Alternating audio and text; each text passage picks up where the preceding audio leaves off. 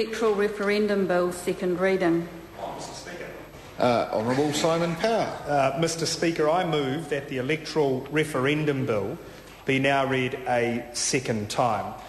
Mr. Speaker, this government committed to providing New Zealanders with an opportunity to express their opinion on the MMP voting system. This bill provides for a referendum on the voting system to be held in conjunction with the 2011 general election, the first step in a two-stage process designed to maximise voter participation and provide a clear decision on the type of voting system New Zealanders want. The 2011 referendum will ask voters if they wish to keep MMP or change to another voting system. If 50% or more voters opt to keep MMP, the bill provides that the Electoral Commission must review MMP and report on whether any changes are necessary or, for that matter, desirable. If the majority of voters opt to change to another voting system, the government has committed to holding a second referendum in 2014 that asks voters to choose between MMP and the preferred alternative system. This approach follows a similar process taken in 1992 and 1993 when MMP was introduced. Mr. Speaker, once again I would like to commend the All-Party Electoral Legislation Committee, and in particular its chair Amy Adams, but all members for their careful consideration of this bill. I'm advised that the committee received well over 1,000 submissions on the bill, reflecting the high level of interest in this issue from New Zealanders. The majority of submitters expressed support for the process set out in the bill, while suggesting some amendments. Some submitters considered that the voting paper could be made clearer by simplifying the language, and the committee has proposed a number of changes in response. The committee also recommended that the alternative voting systems in Part B of the voting paper be listed in alphabetical order rather than determined by lot.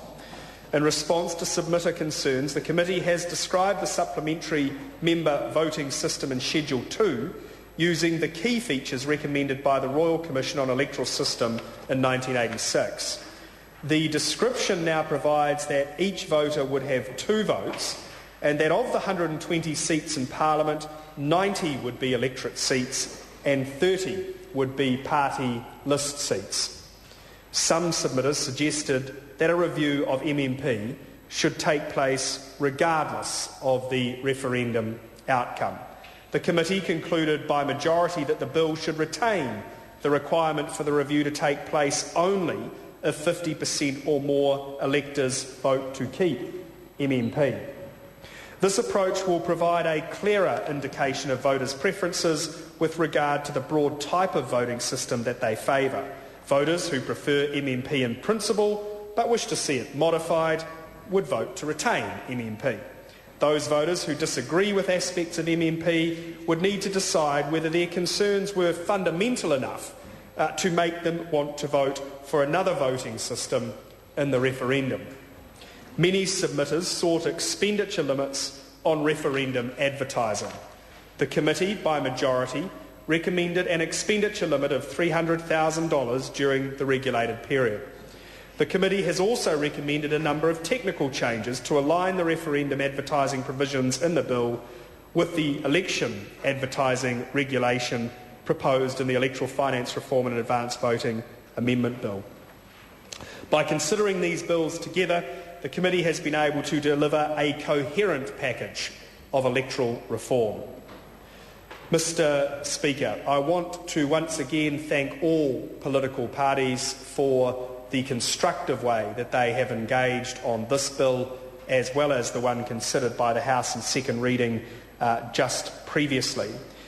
This is a critical electoral and constitutional issue which in my view should require the type of approach taken by the Parliament in this instance. I'm confident that the committee's recommendations support the government's objective of a clear, neutral and unbiased referendum process, and I commend this bill to the House.